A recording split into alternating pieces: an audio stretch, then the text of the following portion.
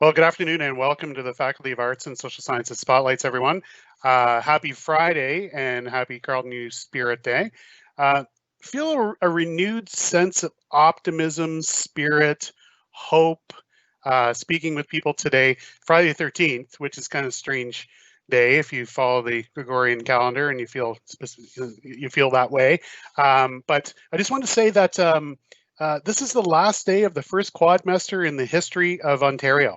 And today is the last day for students. So congratulations to you for finishing that first quadmester, and you'll be starting another new one on Monday. It's a new reality. And we have a new show here with some new great professors. So I'm Trevor, and I'm joined by, as I mentioned, some excellent professors and students today who are going to explore student life in the arts and social sciences faculty.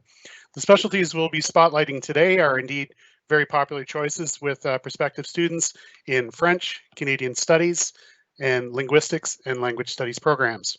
So thank you for joining us today, and perhaps for another session at some point. We're going to be taking a break next Friday, but we're returning on the 27th with more topics for you to delve into each and every week. The schedule and the link will be posted here, so feel free to check that out. In addition, let me take a quick moment to highlight the launch of our guided virtual tours, which are ongoing, which will be offered Monday to Sunday, 2 and 5 p.m., as well as Saturdays and Sundays at 10 a.m. Check out registration for those at Carleton 360. And I suspect as students like you start to get your PIN and your access codes to apply at UAC, you might think, well, you know what, take a look around the campus a little bit more. Maybe I'll do one of these virtual tours. I think that's a smart thing to do. So as for today's housekeeping, feel free to check out the live Q&A function here in this live event, as we have a whole host of recruitment and admissions experts behind the curtain answering your questions. All questions are all good and helping you pave your way to a successful academic career in the Faculty of Arts and Social Sciences. Let me first start by saying, before I begin, that Carleton University acknowledges the location of its campus on the traditional unceded territories of the Algonquin Nation.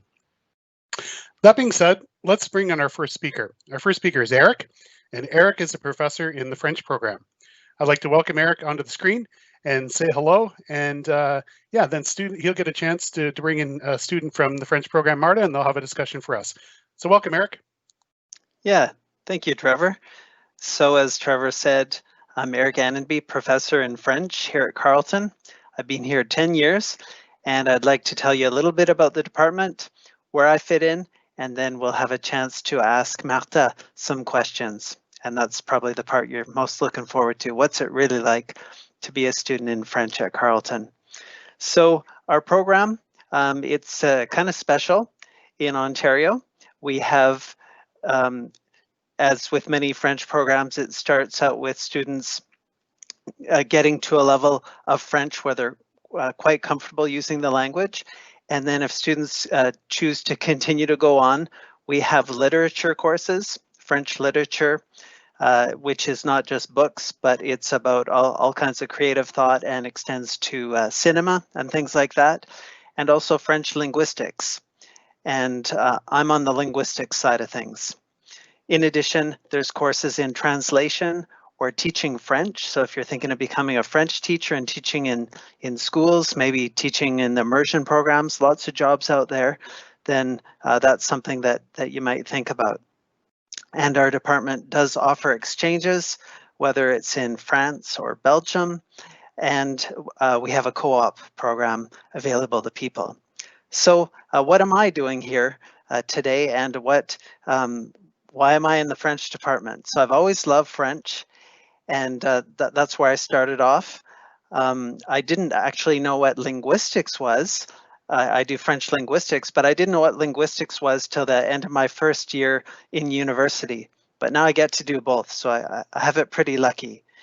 For my research and teaching, some of the stuff in the department, I study French in Africa, and I teach a course on that. So we look at the history of French in Africa. When did it come to Africa? What are characteristics of the language? And how does it vary from one place to another?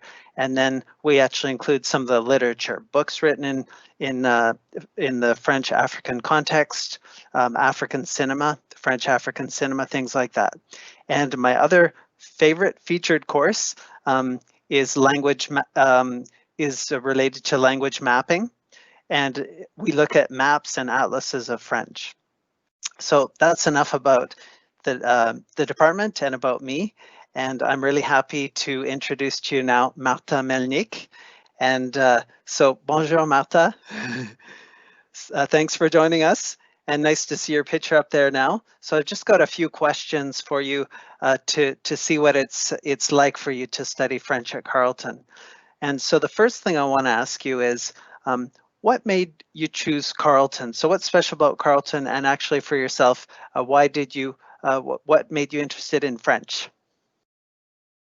Well, part of it is I'm from Edmonton, so that's out west, and there is a French community there, but it's not the way it is here in Ottawa. It's not where you have the bilingual everything in the streets and the buses and all that.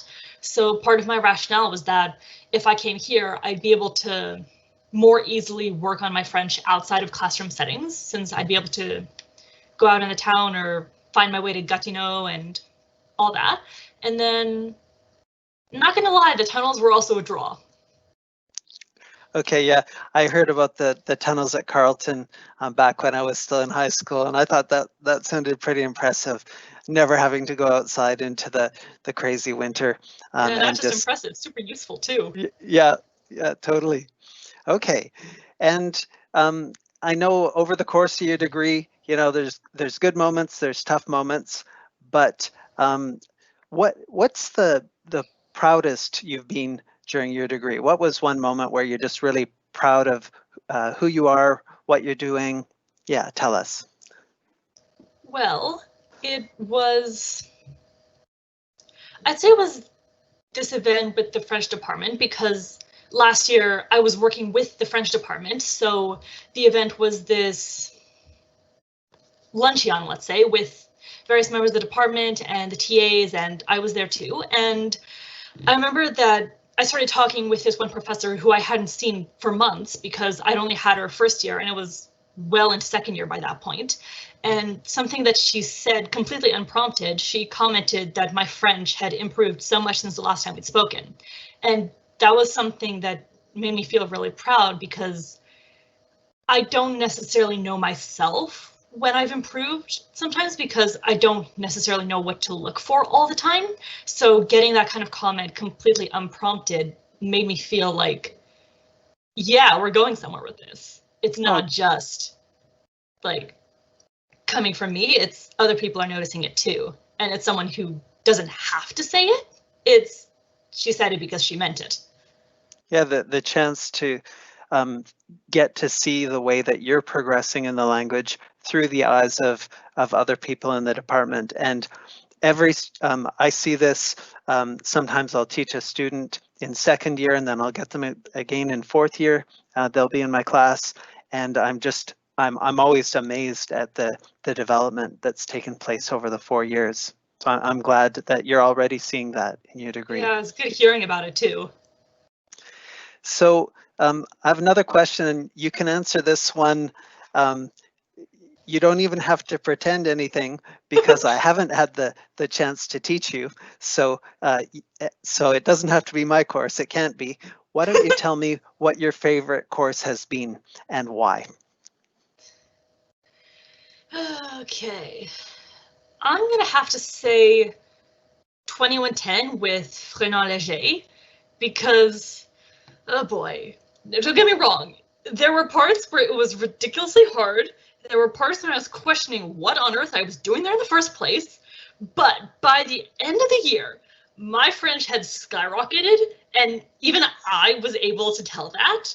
And just seeing the progression and being able to go, when I first came here, I was barely saying anything in French. And then by the end of the year, because it was a full year course, I can write essays in French, like not perfectly, but I can write them.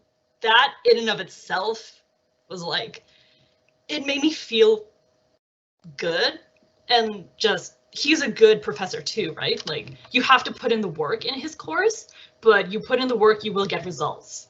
And like, again, there were hard moments for sure, but by the end of it, it's like, yeah, okay, this is actually good for me.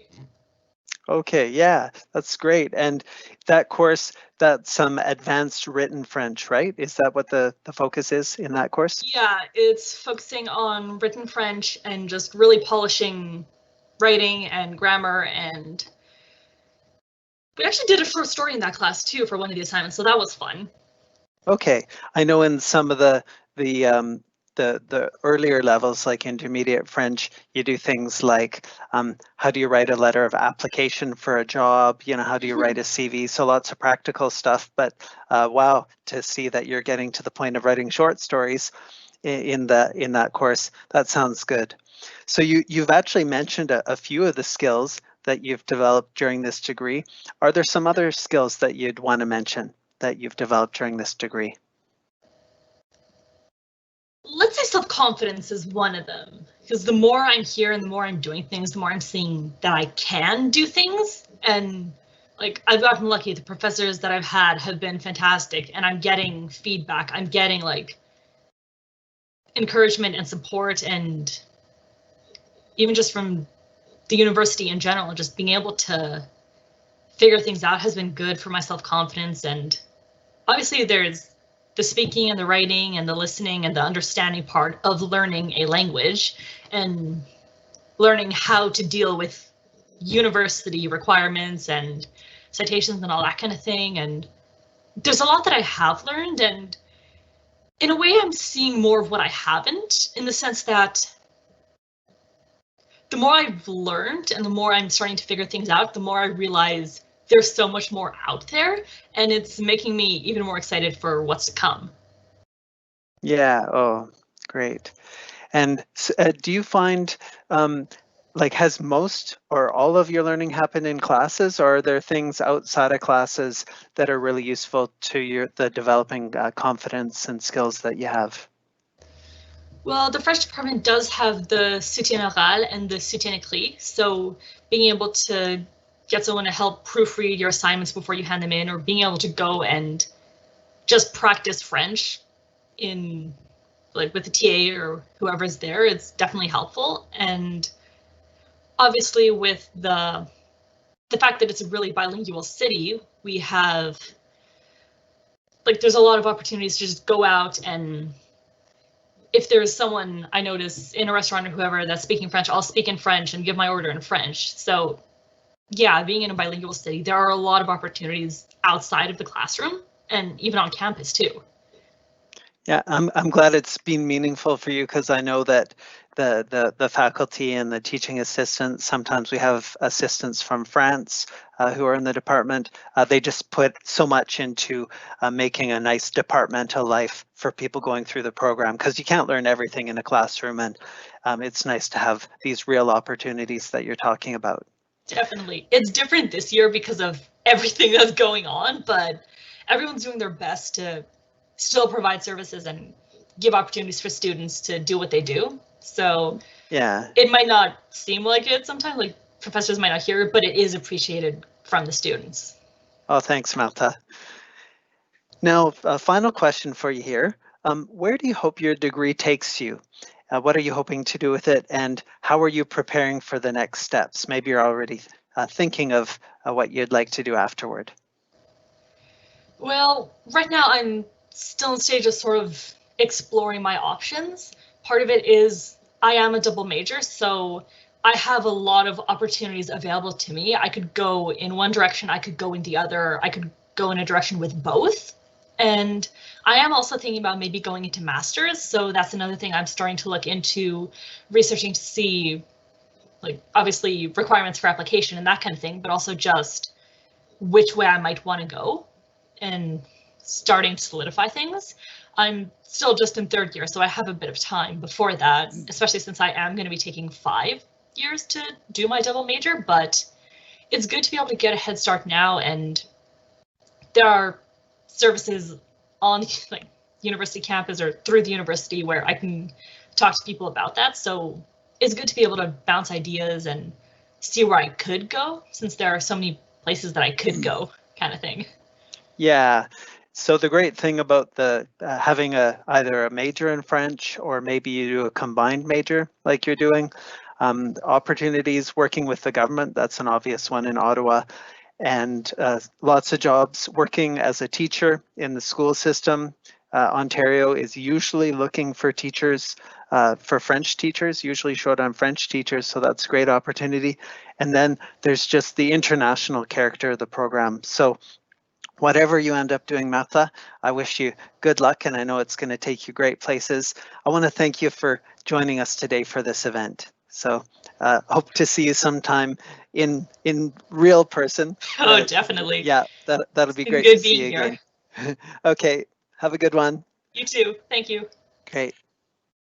Thank you very much, Eric and Martha. That was an inspiring conversation, and I really like the fact Martha had said something about the fact that the program had really helped build up her confidence, which was great, because I know a lot of students are nervous when they first come in, and they don't foresee themselves having these these amazing experiences and interactions with professors. And also, Eric had said something that I didn't know, but that the French program had focused on actually applying for jobs and doing resumes and things in the French language, which was pretty cool. So once again, good luck, Martha. Thanks for joining us.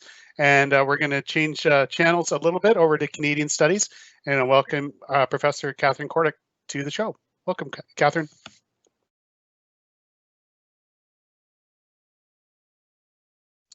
And you're muted there.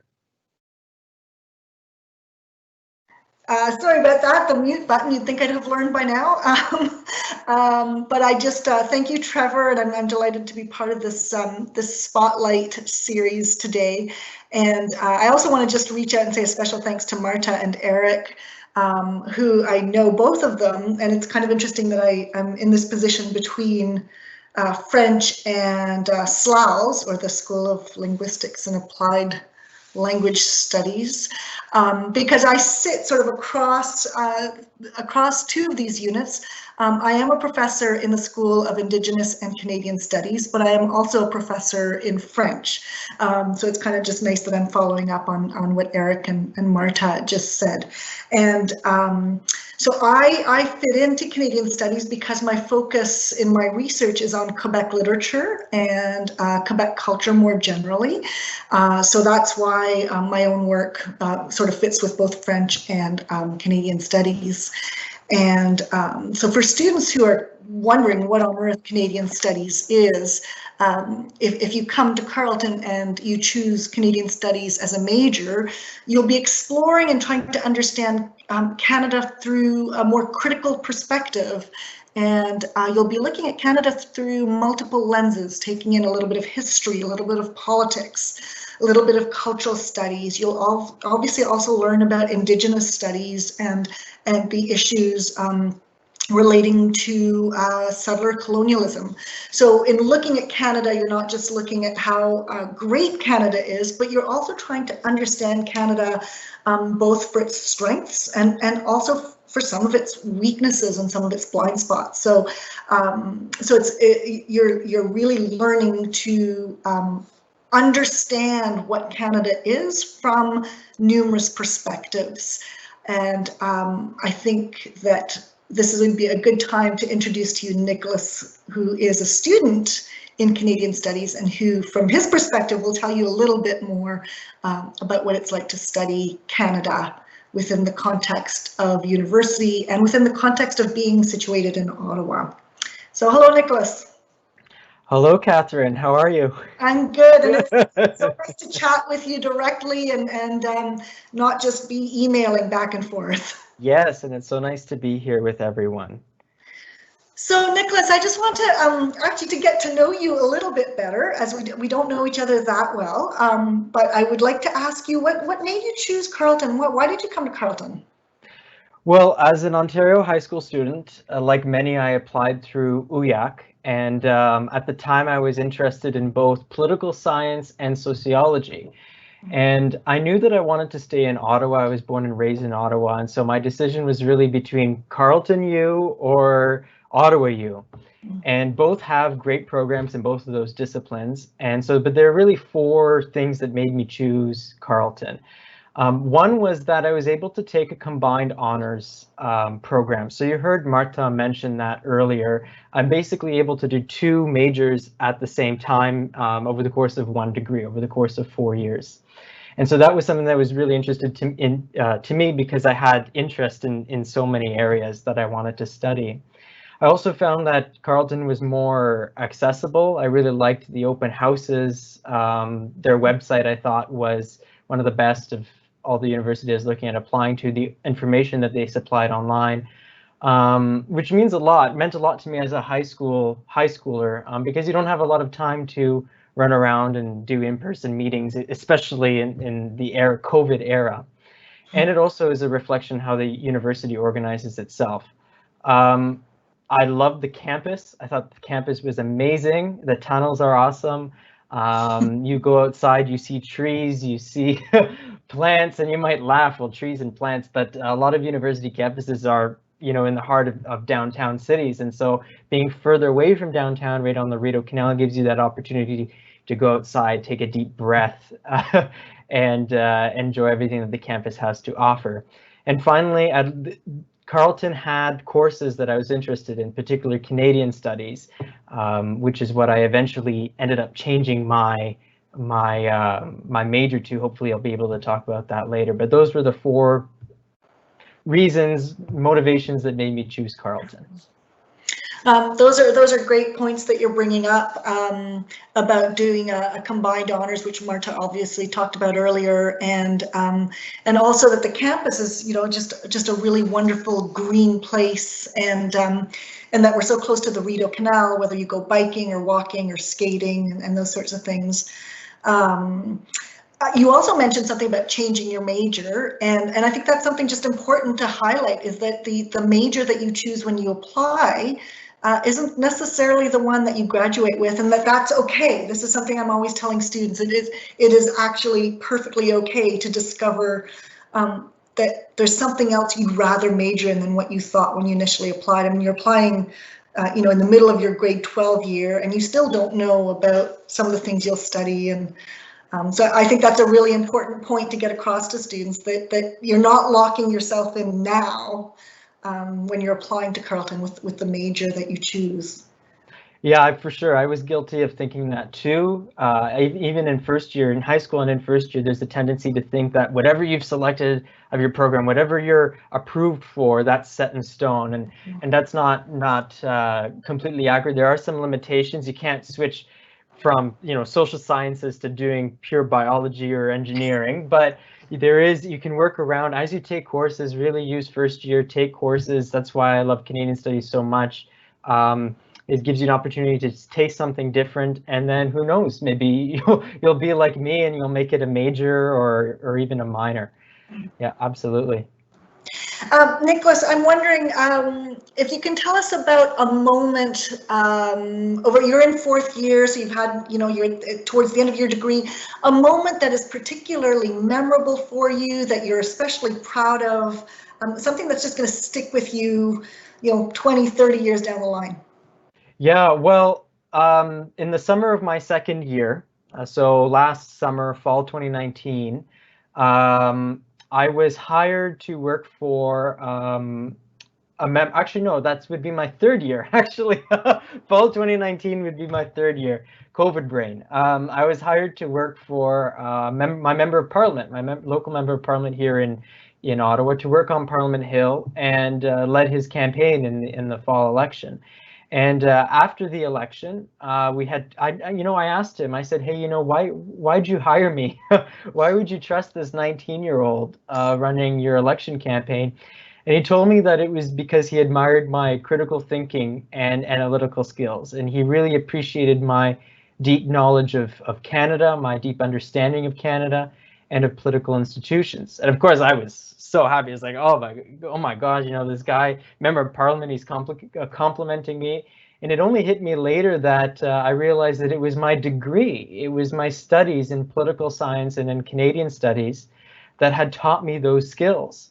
And I was really proud knowing that my education was making a real world difference. And then the second thing is probably just the last, just a few months ago, I was accepted into a pathway in Canadian studies, what's called the accelerated pathway. And it allows you in your 4th year of your undergrad to take 2 graduate courses to get a bit of a taste of what a graduate program is like, both in Canadian Studies and at Carleton, and also to give you a jump start so that you can actually finish the program sooner. And those courses count towards electives for your bachelor's and for your master's degree. And so that's probably my 2 proudest moments during my degree, Catherine. Wow, those are great, Nicholas.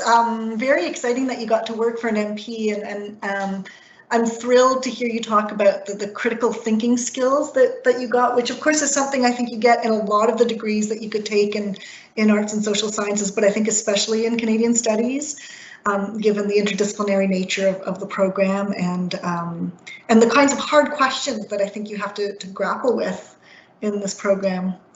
And congratulations on getting into the accelerated pathway, which, as you say, allows you to take some of your 4th year courses to count as both your 4th year and your master's, and gives you that taste. So I do hope you're going to continue with your master's at Carleton maybe next year. Yeah, well, we'll see. There might be a question on that later on. I'm wondering though, if we'll focus on the undergraduate for now. Is there any particular course that you would say stands out for you? One of your favorite courses, or one of the ones where you feel that you really sort of learned in an especially interesting or different way, and why that course would be a favorite course for you?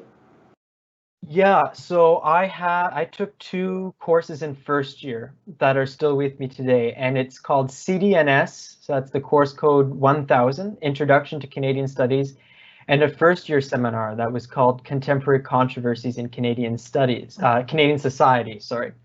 And recall that at that point I still was not in Canadian Studies, and the reason these are my favorite courses is these were the courses that actually motivated me to change my major and to pursue Canadian Studies.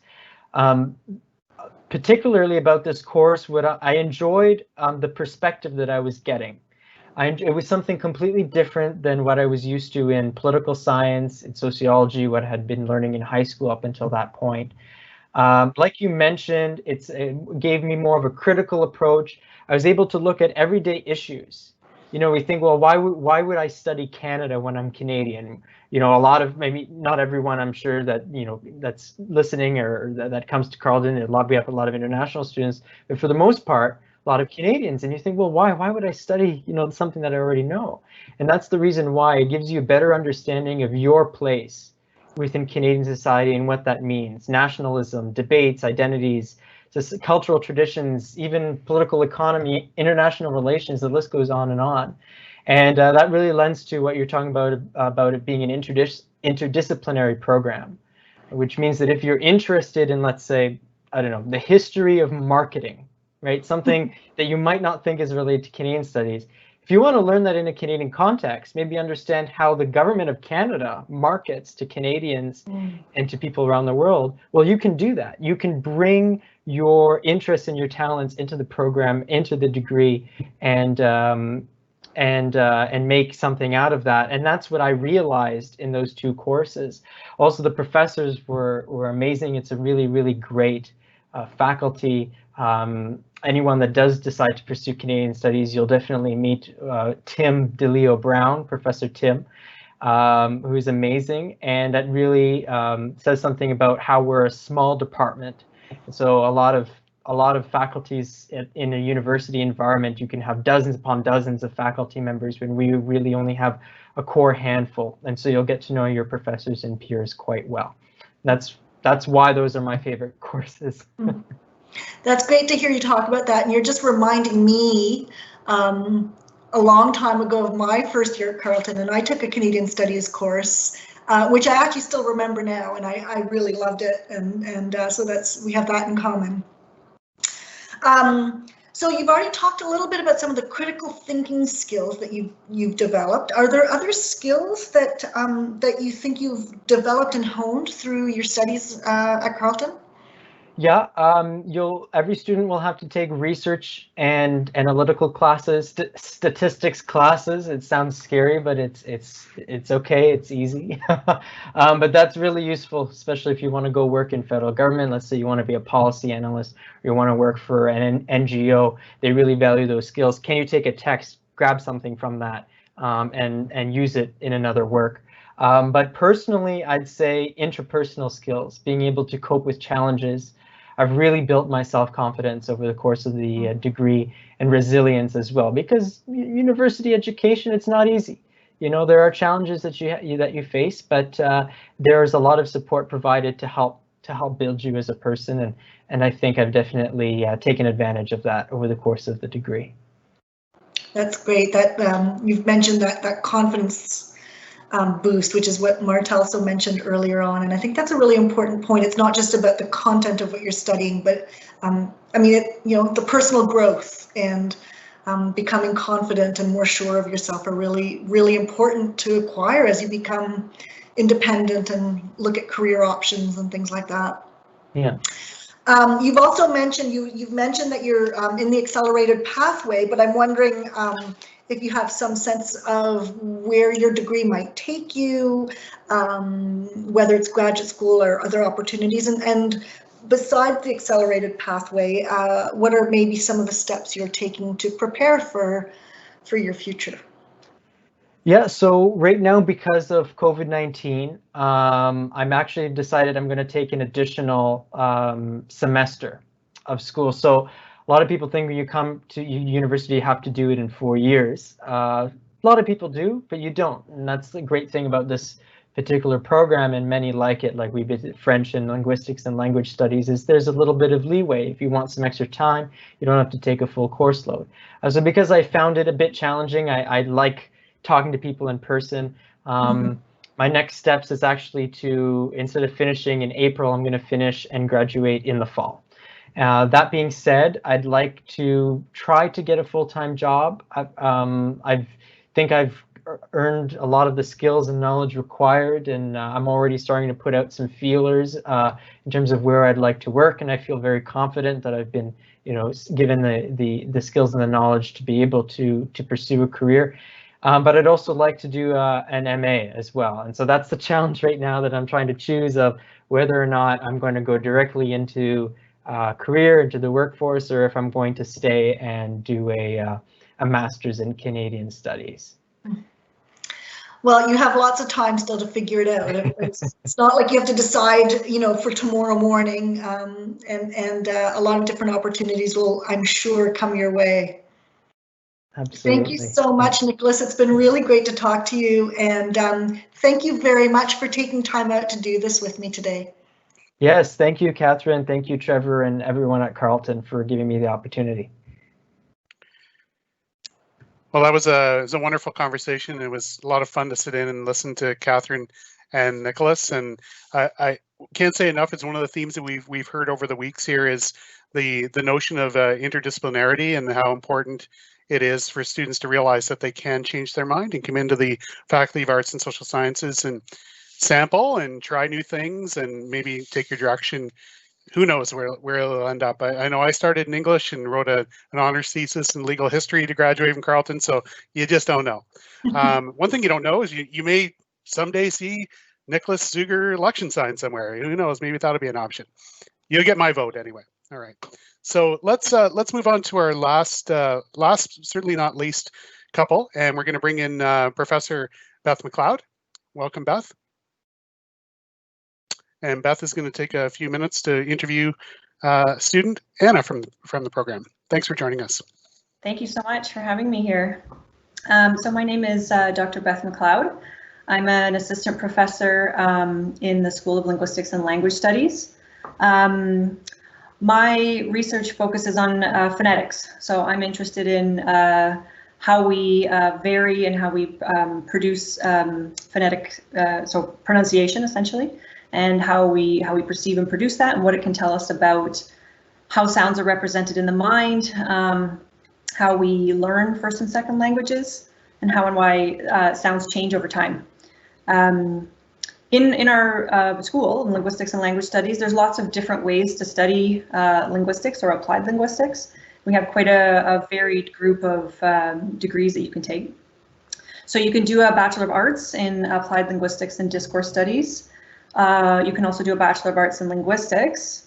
And on the linguistics side, there's two concentrations that you can choose from. So linguistic theory on the one hand, and psycholinguistics and communication disorders on the other. And that program is often for students who are interested in studying speech and language pathology. We also offer a Bachelor of Science in Linguistics with the same concentrations. Inside those concentrations, there's 3 different focuses you can choose from. So psychology, neuroscience, and computer science. So there really are a lot of ways to kind of customize your degree and really focus on the parts of language that you're interested in. We also have a combined honors between linguistics and applied linguistics. So there's really just lots of ways to get really right at what you want to do. If you're interested in knowing more, check out our website or see our undergrad advisor who can really help a lot. So today I'll be talking to Anna. Looking forward to seeing you, Anna. I was muted, sorry. Hi. Hi, Anna. How are you? I'm not too bad. How are you? Good. The classic mute problem. We all have it. Yeah. Long time no see. I know. How are you? Fantastic. Good. So Anna, you've been at Carleton for a little while. Can you tell me how you chose to come and study here and how you chose to choose your specific degree? Well, it was it's like 2 years in the making. Back when I was in high school, it was the only thing I was thinking about is what am I going to do for my degree? The classic kind of 18-year-old thought of what am I going to do for the rest of my life? So I'm from a small town in Nova Scotia, about an hour outside of Halifax. So one of the things that was the most important to me was to get into a city, to sort of see what it's like to be surrounded by people. But I was a little bit too anxious to go straight to Toronto or straight to Montreal. So Ottawa was a really nice sort of middle ground with a lot of opportunities and still like green space. And then Carleton itself stood out to me because it was its own peninsula, it was own sort of ecosystem. When you're at Carleton, you feel like you're on a campus as opposed to other universities where, you might pass 3 grocery stores on the way to another class of yours. And Carleton stood out to me a lot with the linguistics program because there's so many different roads you can take with it. So I was originally in just applied linguistics and discourse studies, but I found that Carleton let me take the combined linguistics and discourse studies. So I'm doing both theoretical and applied and really enjoying both sides of it. And I was able to take German as a minor, and now I'm working towards getting my CTESOL certificate in my 4th year. So where a lot of my universities back home were kind of lacking in the sort of branching out, Carleton really lets you do whatever you want. That's great. Yeah, you're really taking advantage of a lot of the things that we have to offer in the School of Linguistics and Language Studies as well, getting involved in modern languages too, so that's wonderful. What would you say is a moment or an assignment or a project or a course that really stands out to you as representing a proudest moment or the proudest you've been during your time at Carleton? It's hard to pinpoint one specific moment, I think, because I've been continuously growing and I keep having these moments where I'm doing better than I did before. And I kind of want to sum it up to this whole semester so far. So I'm in the first semester of my 3rd year. And despite, everything going on with the pandemic and doing things online, I've really found that this year it's easiest for me to reach out to professors and that I finally sort of have an idea of where I'm going with my degree. Last year I did some really fantastic things, like I gave a TED Talk on linguistics, and that was a really standout moment for me because I felt like, I have a little bit of information behind my belt. I can now share to other people my passion for linguistics. But even just over the summer, learning more things and doing more things in the program, I'm constantly having these proudest moments, and every time I submit an assignment and I do well on it, it feels better than it did the last time. So I don't know if I can pinpoint one specific thing, but just the growth that Carleton has let me do. That's great, and you're reiterating some of the things that the other students have said as well about gaining self-confidence. I love that you did a TED Talk. That's amazing, and really speaks to a challenge that we all have, which is kind of translating what we're learning for people who aren't in your classes, people who aren't in the middle of learning about the same thing, right? And linguistics is one of those things that pretty much everybody's interested in, even if they don't call it that, right? It's language, it's how we use it, how we communicate, and it seems to be something that's kind of universally interesting, and so we need to find ways to communicate with the public about it. So it's amazing that you're already started on that. Since you have started out in an ALDS degree and have added on to that, I'm sure you've taken quite a wide variety of courses. So in particular, the ALDS degree is quite flexible, as you know, in terms of the different courses you can take. So this might be hard to choose, but is there a course that has been your favorite so far, and which one is that, and why did you choose that one? I was dreading this question because I heard how the other two speakers had sort of answered this so nicely and mellifluously, and it's hard for me to pick because every single course I've had has stood out to me in a different way, and I've grown from each one. And every single, I'm not even kidding, every single professor in the SLOLS department will grow on you. I haven't had a professor I don't like. I haven't had a course I don't like. If I had to pick, I'm a little biased because it's one of the fields I'm really interested in, probably linguistic theory and L2 learning with Tracy Hodgson Drysdale. Her class was just so much fun, and it really set the groundwork for a lot of the things that I'm learning about now and gave me a really good background. I also really liked child language and phonetics, both with Karen Jesney, and communication disorders with Professor Tamara Sorensen-Duncan, because they've all just been really informative, and each professor has had a really great way of speaking. Great. I noticed also that you've chosen courses in which, although the word theory is in there a couple of times, they're very much ways of applying theory to things that go on in the real world, such as language acquisition, communication disorders that individuals face, right? So it seems to me that maybe one of your interests lies in how linguistics and applied linguistics can be applied. That's great. Thank you so much. What would you say, so during an undergrad degree, we really acquire so many skills, many of which are very much transferable outside of academics into the working world, and others that are really, really important within academics as well. What would you say are some skills that you have developed during your time at Carleton? Well, I'm great at citing my sources and writing papers.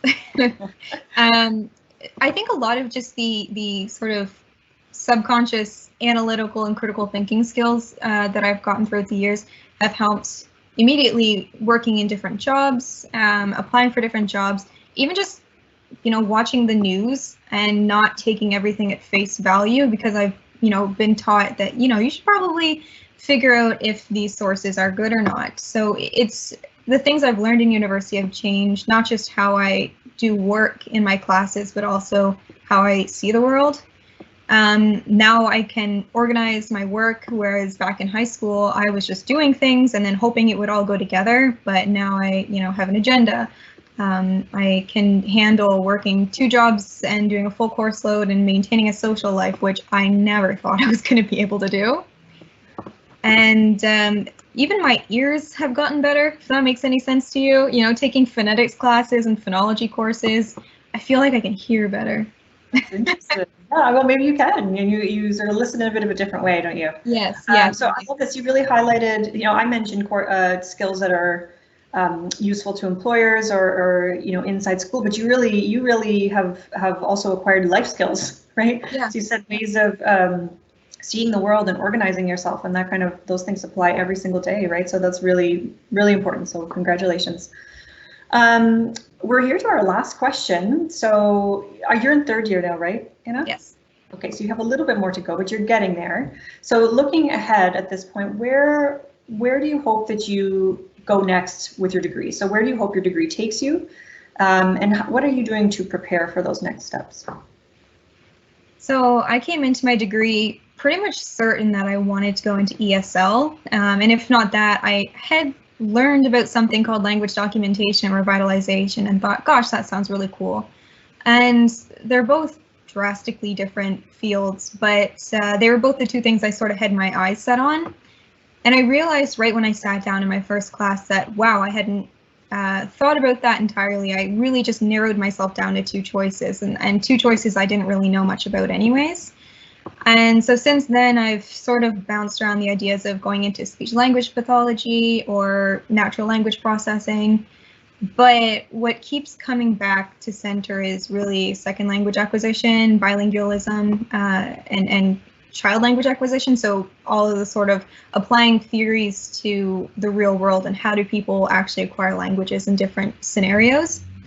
And I so love this program so much, and I love linguistics, and there's so much more out there that I don't know about. And when I think about just graduating with a bachelor's degree and then just calling it a day, it's really hard for me to do so. So I'm definitely working to figure out how I want to go about my master's degree and really focus on language acquisition. And I don't want to stop learning because there's so much more I can do.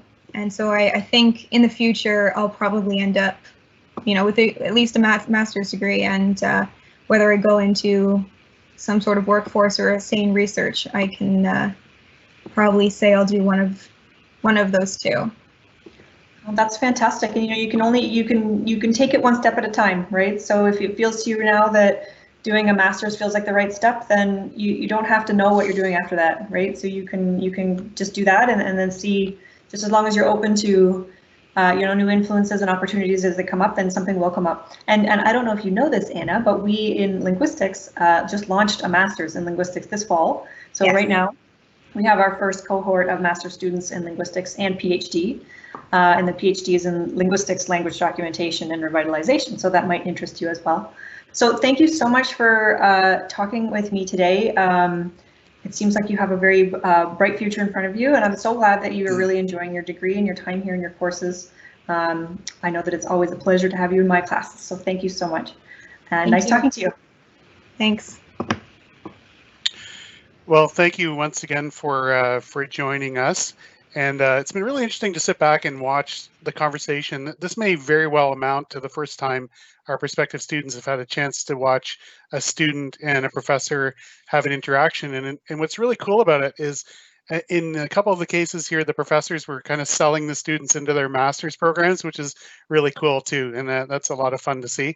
Also really exciting to see that we had students in this particular session today from all across the country. So Marta was from Alberta, and we had Nicholas from here in Ottawa, and then we had Anna from Nova Scotia. So it's kind of amazing. We represented a lot of the country and a few of the amazing programs. I'm sort of near and dear to the Nova Scotia side, being a Nova Scotian myself, Anna. So it's all good. 2 thumbs up, but 2 thumbs up to the other students too. This was a fantastic spotlight session, and with so much interesting insight into these amazing specialties in our Carleton community. And I want to say many thanks to the special guest professors and for joining us, and especially our amazing star Carleton students who shared their time today. And mostly like to thank all of those students watching at home. Please feel free to hang around for a little while and take full advantage of the Q&A while we're here. We'll leave it open for a few minutes to answer all of your great questions. I know a number of students would have received their pins to apply to Carleton already or very shortly, and therefore getting a little bit more sort of laser point focused about the potential choices. So it was kind of fun to hear of some of these choices that are available to them as well. And remember, if you're unsure about your choices so far, tune in again. We will take a break next week. We'll be back on November 27th for 3 more great choices in the Faculty of Arts and Social Sciences. So thanks again, everyone, for joining us, and have an amazing weekend. So long.